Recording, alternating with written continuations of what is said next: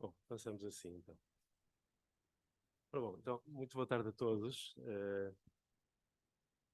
Começo por agradecer o convite para estar convosco. Eu tenho que fazer aqui uma nota prévia porque quando me convidaram para pensar algo a partir dos projetos educativos autogestionados no Porto, era um fenómeno que vinha prestando alguma atenção, mas que não tinha pensado nem sistematizado nada em particular. E, portanto, o desafio desta apresentação foi um pouco esse, foi assumir esse risco de pensar algo que está a acontecer. Eu trago aqui coisas que aconteceram a semana passada. E, portanto, há pouco, quando o Nuno Crespo falava deste sincronismo com o fluxo da vida, eu fiquei também a pensar no risco que é assumir o pensar o presente e o que está a acontecer. Pelo meu percurso de vida enquanto artista, mas também alguém que sempre foi interessante pelas práticas pedagógicas, sempre fui prestando atenção e hoje, até como artista, interessam-me mais práticas e processos destes projetos que vou a partilhar convosco, às vezes mais até que programações de espaços ditos independentes, por variedíssimas razões. Algumas delas vou tentar também partilhar hoje convosco. Este título, entretanto, eu comentei o título, portanto, aquilo que aparece ali a cinzento já são comentários e a minha própria insatisfação com o título. Primeiro porque não sabia muito bem classificar estes projetos que têm um pendor relacional e de envolvimento com a própria comunidade, mas não são eminentemente artísticos no sentido tradicional do tema, no sentido tradicional que normalmente tratamos. Depois também me interessou, fiquei na dúvida se chamava Porto, porque todos os projetos acontecem no meu bairro, no bairro onde me inscrevo diariamente, e portanto é quase pensar a partir desta singularidade micro do que é que está a acontecer neste bairro e como é que desta singularidade podemos extrapolar e pensar no geral. O ontem é porque também, não querendo nem tendo a ambição de fazer aqui nenhuma resenha histórica, a verdade é que existe um legado no Porto de práticas pedagógicas independentes, auto-organizadas, e que gostaria também de partilhar convosco um pouco isso.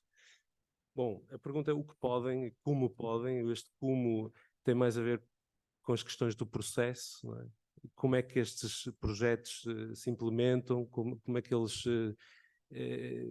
existem, sobrevivem no tecido social, como é que estão atentos às próprias tensões da comunidade e como é que reagem quase em tempo real.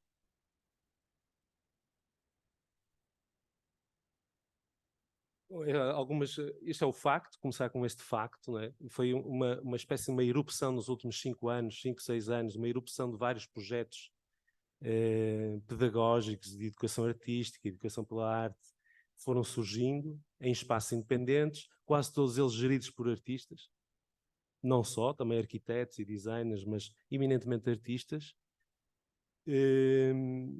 e com um grande empenhamento e compromisso com questões sociais, de cidadania, de pensar e construir a própria comunidade onde se inserem. E, portanto, muitos deles também não têm um espaço, portanto, não são cartografáveis. Amanhã o meu colega Miguel Leal vai falar de uma cartografia de espaços. Eu aqui, muitos destes coletivos não têm sequer um espaço, não necessitam de um espaço. Existem nos fluxos, existem nas relações, aparecem e desaparecem. Muitas vezes habitam o espaço público, outras vezes pode ser o espaço doméstico. E, portanto, as questões que surgiram foi quem são, como funcionam, que dinâmicas produzem, qual a sua relevância, que desafios nos colocam hoje e, sobretudo, também às instituições. E hoje, ainda há pouco, a Sandra falava desta crise institucional que passa também por uma identidade não só da programação, mas também de visões estratégicas sobre o papel social do museu na comunidade.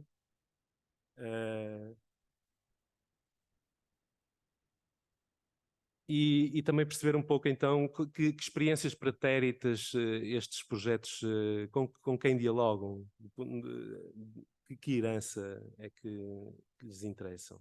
Bom, há muitos também, podia fazer aqui uma lista, decidi escolher estes 4, porque eles de algum modo têm singularidades muito distintas. O primeiro é esse voo rasante à história, e tem a ver com o Ateliê 61,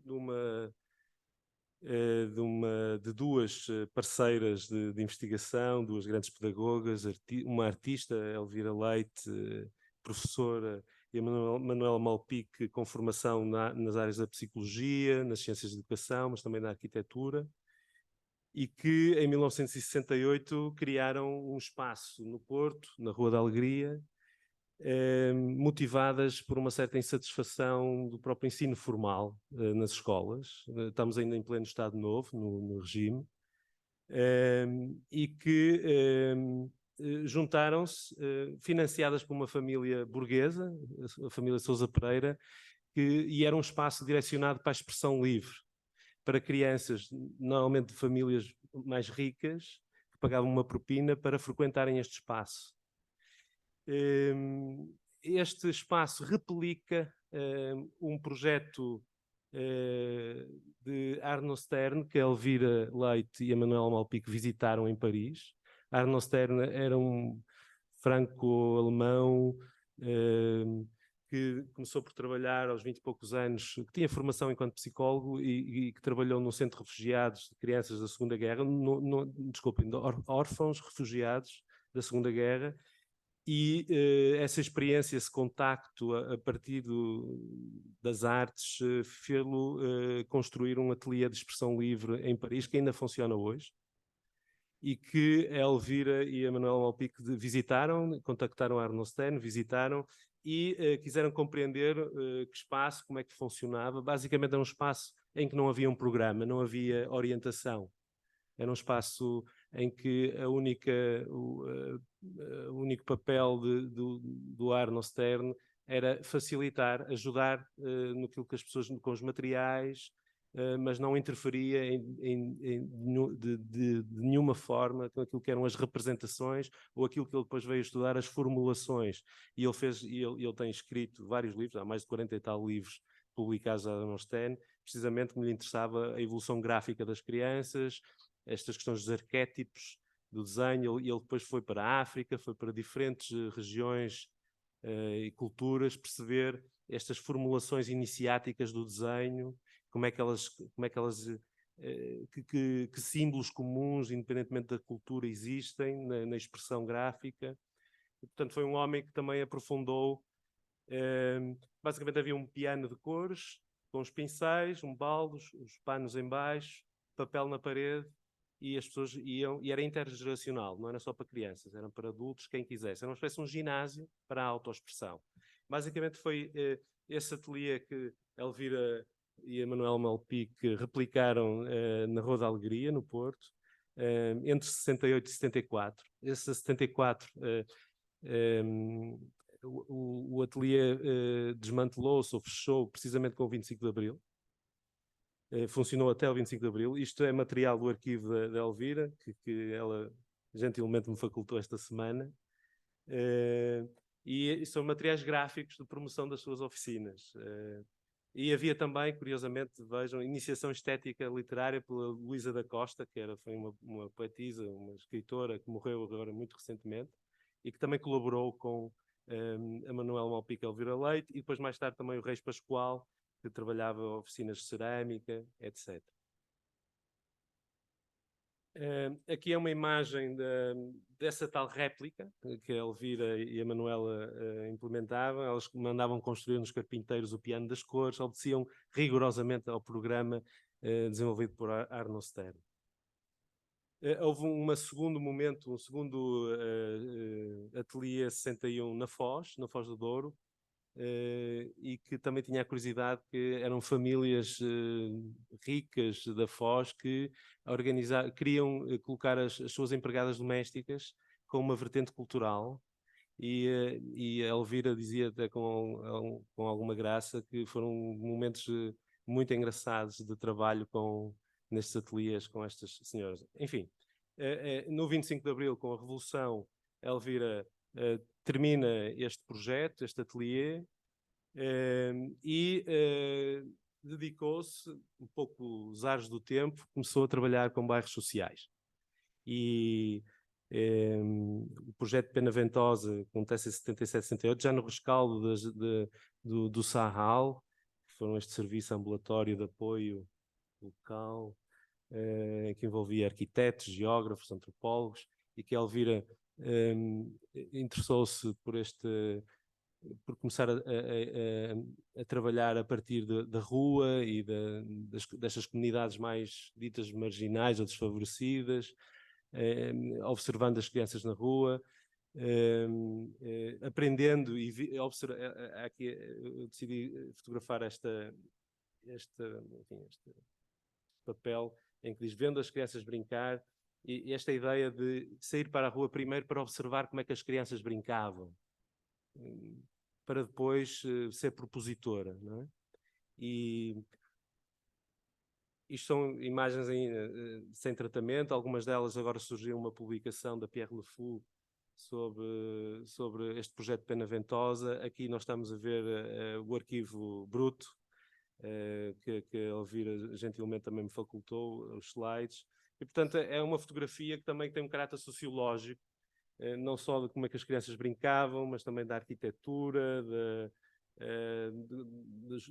dos utensílios nas paredes, alguma documentação de algumas pequenas propostas que ela desenvolvia com as crianças no chão, do desenho, alguns retratos também que serviam muitas vezes como moeda de troca para os pais, porque na altura nem todos tinham máquinas fotográficas, porque os pais, que era carpinteiro, o ajudava numa determinada atividade. Era semanalmente, ela dirigia-se à Rua Pena Ventosa e desenvolvia, ao pé de uma fonte, uma série de atividades com essas crianças.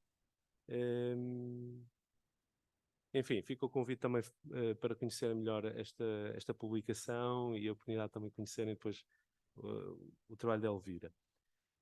Bom, eu quis começar com esta espécie de voo rasante a este projeto mais histórico, mais datado, para percebermos que muitas das manifestações que eu encontro hoje a acontecer no Porto, muitas destas pessoas trabalharam e conheceram a Elvira Leite depois mais tarde em Serralves, e o Serviço Educativo de Serralves, nas primeiras 2 décadas do século XXI, está aqui a Sofia Vitorino, que foi coordenadora desse serviço, foi talvez uma verdadeira escola para muitos artistas que se interessavam por determinadas práticas participativas, relacionais e de envolvimento, e a Elvira foi de facto uma inspiração e creio que, por exemplo, a mim, como artista plástico, fez-me as perguntas certas, que foi: qual é o teu compromisso social enquanto artista? Esta pergunta nunca me foi feita numa licenciatura em Belas Artes. Não é? Portanto, esse empenhamento político, social, enfim,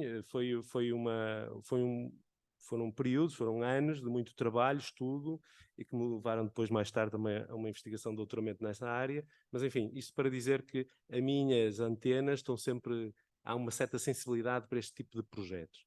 As Tias de Bonfim é um projeto da Virginia Valente e da Sara Clines, curiosamente comunga do mesmo insatisfação da Elvira. Porque quando falei com a Virginia e a Sara na preparação para esta comunicação, elas diziam-me que as Tias de Bonfim surgiram porque os colegas, elas não têm filhos, uma é artista, outra é designer gráfica, e elas diziam que nós sempre fomos tratados como as tias, e os nossos colegas que têm filhos sentem que as escolas não oferecem aquilo que eles acham que deviam oferecer do ponto de vista da formação plástica, da educação artística. Então nós decidimos, e por outro lado também muitas vezes não têm tempo para ficar com os filhos, e portanto as Tias de Bonfim tinham este lema que é: tomamos conta das crianças. E poderia ser desde serviços de babysitting, atividades e eventos, tomar conta das crianças em casamentos, batizados, etc., a oficinas pedagógicas, acompanhamento de estudos, acompanhamento de férias, passeios, só passear, publicações infantis, brinquedos artesanais, e não está aqui, e prática artística com exibição em espaços independentes, como por exemplo a Rua do Sol. E isso traz aqui uma outra camada que é interessante pensar. Bom, eu agora não vou ler o programa nem o manifesto das Tias de Bonfim, mas interessa-me se calhar ler a última, que é as Tias de Bonfim são próximas das práticas artísticas e transferem o pensamento criativo para as lides com os mais jovens.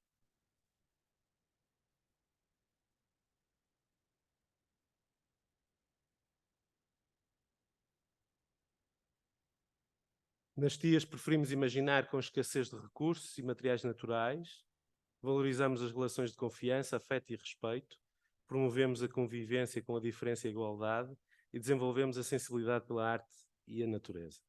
Bem, são alguns exemplos de pequeninas ações que elas fazem, muitas vezes nos seus serviços de babysitting, como estes os autocolantes defeituosos, ou um passeio com bolas de sabão, ou, por exemplo, isto agora em 2022, em que as Tias de Bonfim apresentam-se como coletivo num espaço dedicado à programação artística contemporânea, independente, a Galeria do Sol, no CCOP, em que elas trabalharam terrários, no fundo era o subterrâneo, a terra e depois o céu, havia 3 pisos, e elas criaram cenários que depois também convidaram as famílias a habitarem esses cenários, mas aqui declaradamente assumem como uma prática e uma presença artística. Chamada do sol à terra. As Tias de Bonfim não têm um espaço, não têm um ateliê, mas cruzam-se com estes, dentro das coletividades anterior a CCOP, é o Círculo Católico Operário do Porto. Este aqui é uma outra coletividade muito típica no Porto, que é a Praça da Alegria, Futebol Clube. São coletividades que já não têm... é uma espécie de um centro social, cívico, onde as pessoas passam tempo e que há toda uma comunidade intergeracional de ex-alunos da Faculdade de Belas Artes, artistas plásticos, designers, arquitetos, músicos. Há aqui uma fotografia no dia do aniversário e basicamente eu acho muito interessante esta fotografia onde as Tias de Bonfim também estão misturadas numa espécie de comunidade temporária que produz coisas. Por exemplo, uma das coisas que este clube produz ou realiza, desde torneios de matraquilhos, ciclos de cinema, feiras de artesanato, entre outras coisas, tem agora uma secção de cicloturismo e as Tias de Bonfim fizeram uma publicação dirigida às crianças, chamada Motores da Alegria, e é uma mini guia do ciclista de bairro para crianças. É claro, tem todos os cuidados quase de uma publicação de artista, mas que traz aqui uma certa reflexão sobre o que é isto de sermos motores de nós próprios, de nos locomovermos na cidade, como respeitar o peão, etc. Portanto, há aqui princípios de cidadania numa publicação lúdica ou infantil de um coletivo chamado Tias de Bonfim. Esta revista foi o início de um projeto que depois surge dentro desta coletividade, ligado ao desporto popular e ao ciclismo popular. E então este fim de semana surgiu, organizado pelas Tias de Bonfim, a Subida da Alegria, que era um contrarrelógio com várias pessoas que participaram. Aqui estão algumas imagens. E, basicamente, é muito interessante ver estas imagens e fazer um salto histórico e ver as corridas de regulamentos da Elvira Leite no bairro Pena Ventosa. É interessante fazermos de repente, esta extrapolação histórica e percebemos que o que nós vemos aqui não deixa de ser essa comunidade que se gera, que produz coisas e que quer estar junto e que não tem nenhum tipo de ambição de estar a fazer arte ou estar a fazer pedagogia, o que é que seja. Mas não deixa de ser uma espécie de um happening coletivo que envolve questões ligadas ao desporto, à cidadania, aquilo que é o entendimento do espaço público, o pensamento que é uma comunidade, etc. São algumas imagens deste fim de semana.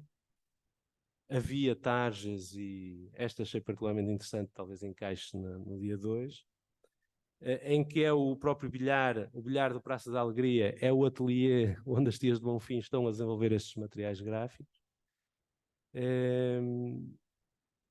E pronto. E terminamos aqui as tias de Bonfim. A Oficina Josefina é de uma artista, Rita Faustino, começou em 2009. Este é o único projeto que parte de um espaço, de um ateliê que começa por ser o ateliê da Rita Faustino e que evolui para um ateliê aberto à própria comunidade local, oferecendo oficinas de expressão plástica, cursos de aprendizagem de técnicas como macramê, cerâmica, etc., sendo simultaneamente o próprio ateliê da artista. Eu trago aqui um print screen do Instagram da Oficina Josefina, porque de repente aquilo que acontece aqui é uma manifestação de solidariedade perante uma manifestação do Stop, que não sei se vocês acompanharam agora recentemente no Porto. Houve uma grande mobilização dos músicos e da comunidade artística do Porto em torno do Stop, que era um antigo centro comercial que foi tomado, enfim, ao longo dos tempos por várias bandas de música e que agora recentemente foi fechado. Não interessa agora aqui as razões pelo qual, mas o que eu acho interessante é a capacidade que estes projetos têm de quase perceber estas tensões que existem no próprio bairro e reagirem artisticamente e criativamente quase em simultâneo. E, portanto, de repente faz-se uma oficina de cartazes na Josefina para as crianças e os pais irem para a rua manifestarem-se. A Elvira Leite, na Pena Ventosa, fazia oficinas de cartazes para reivindicarem habitação para os pais nesse tempo, nessa época. Portanto, voltamos a ter aqui a ideia da réplica.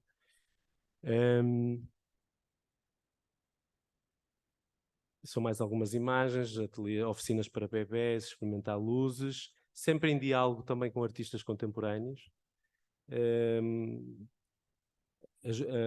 A própria Rita também trabalhou com Elvira Leite e, portanto, há muitos espaços que não vou falar aqui hoje, como a Boa, da Cristina Camargo, que é também herdeira da Elvira Leite, ou a Clara Boia, que é um outro espaço, no fundo um jardim da casa de uma artista que também desenvolve este tipo de atividades de expressão plástica na esteira do Arnold Ster.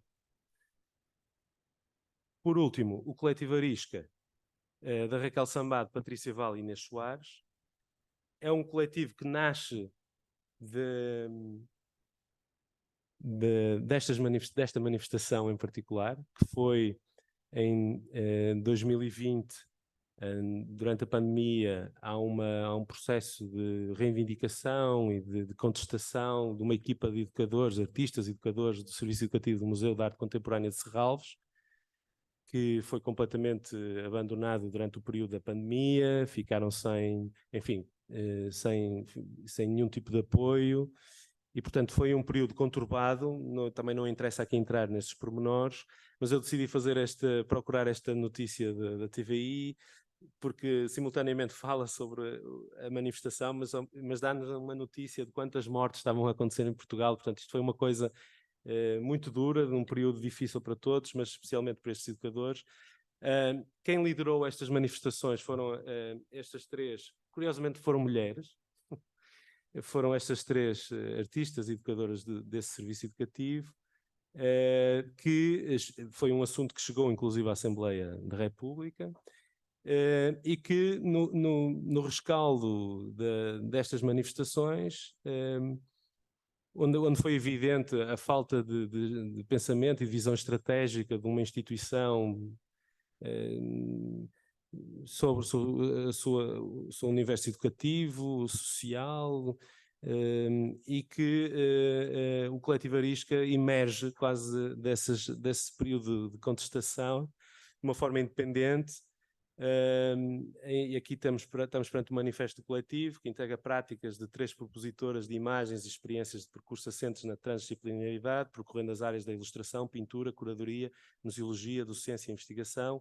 O denominador comum é a arte e educação em contexto não formal. Após inúmeros anos de experiência em contexto institucional, reinventam a sua prática em autonomia, sublinhando o interesse na relação arte, comunidade, sociedade e suas insubstituíveis sinergias. Bom, assenta na promoção da cidadania pelo exercício de práticas artísticas que desenvolvem capacidade crítica na leitura do mundo de crescente complexidade.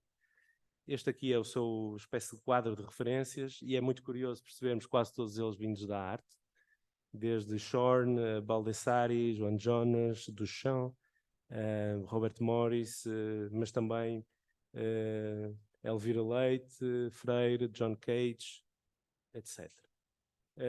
Desenvolvem também atuação em diferentes áreas, não têm um espaço propriamente dito, desenvolvem percursos participativos, este é um exemplo, neste caso com o centro social, oficinas de artes, trabalham com instituições, portanto saíram da instituição, mas muito do seu programa de ação trabalham com diferentes museus, bienais, e elas diziam-me uma coisa bastante interessante, é que elas dizem que existe uma comunidade das suas atividades que vai de museu em museu, que já não é fiel a uma instituição, mas que é fiel às atividades que este coletivo vai desenvolvendo, independentemente da instituição e do museu que acolhe o programa. É muito interessante pensar nesta ideia de uma comunidade temporária afeta a um tipo de práticas e não a uma instituição.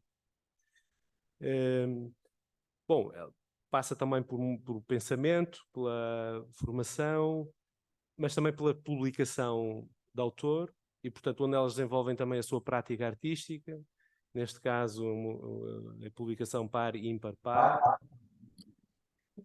e por exemplo, aqui uma presença na Bienal da Maia, no MUPI, uma Bienal com a curadoria de José Maia, que é uma figura também muito conhecida no Porto, e termino com este post deste coletivo, que só é possível não trabalhando dentro de uma instituição, não é? De repente fazem um post só a dizer estamos solidárias com a greve climática estudantil. Portanto, eu acho que este é um traço comum a todos estes, às Tias de Bonfim, ao Coletivo Arisca, à Oficina Josefina. São coletivos ou projetos com consciência política, social, e que se posicionam, não é? E que se empenham nas causas. Algumas considerações para ficarmos, para partilhar, estou a terminar. Todos estes projetos constroem comunidades, geram lugares temporários de formação de consciência cívica, política e cultural, coesão social, promovem valores como tolerância, respeito pela diversidade, literacia estética, entre outros. Projetos politicamente conscientes, atentos, sismógrafos em tempo real, adaptáveis às necessidades e inquietação da comunidade onde se inserem, de ímpeto experimental e fluídas, muitas vezes até pela sua própria indefinição. Estas práticas diluem os quadros referenciais e os contextos muitas vezes estáticos entre arte, educação e política, expandindo o seu contexto de atuação, modos de exibição e participação/recepção. Depois eu coloquei aqui uma coisa que eu acho que isto interessa-me, que é esta ideia da singularidade. Isto é uma citação do Félix Guattari, daquele livro As Três Ecologias, onde ele fala desta necessidade de singularizar, de procurarmos a nossa singularidade. Perguntas finais. Qual a sustentabilidade destas práticas precárias, cuja existência assentam muitas vezes em geografias afetivas, solidárias e com fortes afinidades referenciais? A sua escala de bairro é exponenciável e replicável para contextos mais alargados? Enquanto microfenómenos precários e, na maioria das vezes, temporários, que contributos e reflexões nos trazem? O que temos a aprender com este tipo de práticas? Que desafios trazem ao contexto institucional, seja no âmbito social, educativo, político, artístico? E, estritamente, no campo da arte e os seus circuitos de produção, exibição e coleção? E agora uma última constatação. Porquê serem todos liderados por mulheres? Muito obrigado.